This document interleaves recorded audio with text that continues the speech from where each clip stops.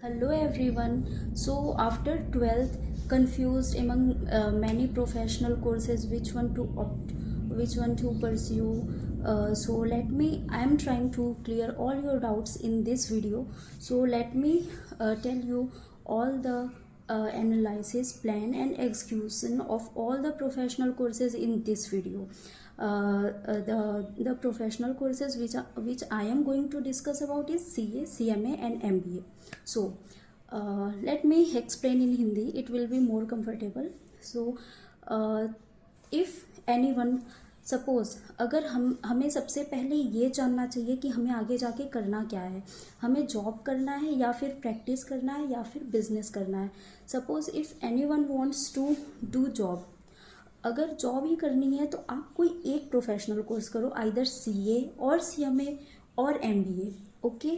सो अगर आपको particularly taxation में जाना है तो फिर आप देखो कि CA में किस किस में जा सकते हैं. जैसे CA करके आप टैक्सेशन में जा सकते हो तो आप CA करो, और सपोज़ आपको फाइनेंस और कंट्रोलिंग में जाना है तो आप CMA कर लो.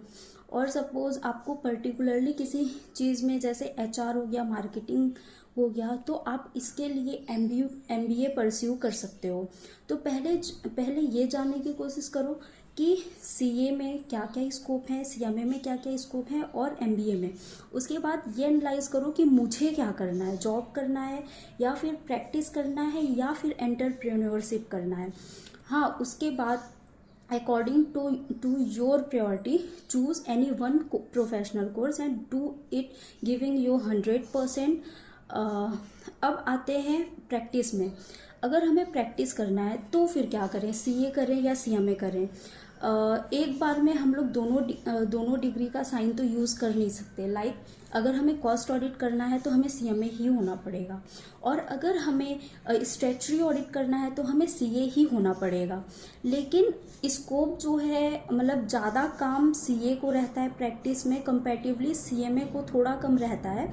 लेकिन फिर भी अगर आप ये एनालाइज कर पा रहे हो कि नहीं मुझे कॉस्ट ऑडिट में ही जाना, आप अगर एक बड़ी फर्म इस्टेब्लिश कर सकते हो, चाहे वो CA के थ्रू चाहे CMA के थ्रू, तो आप कई लोगों को हायर कर सकते हो, including advocates, CA, CMA, any professional you can hire if you have the ability to set up a big firm.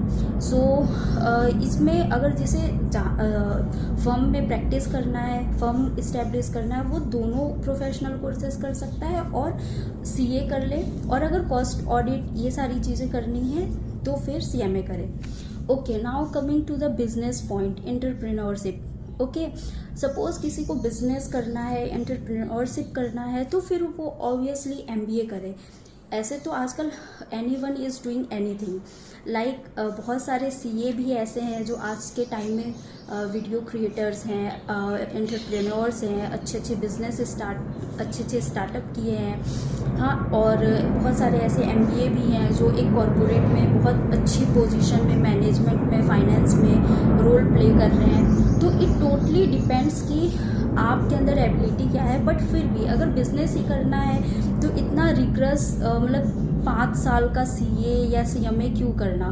फिर इट्स बेटर ना कि MBA कर ले. But MBA you have to do MBA with a recognized organization or clearing CAT. It will be easier.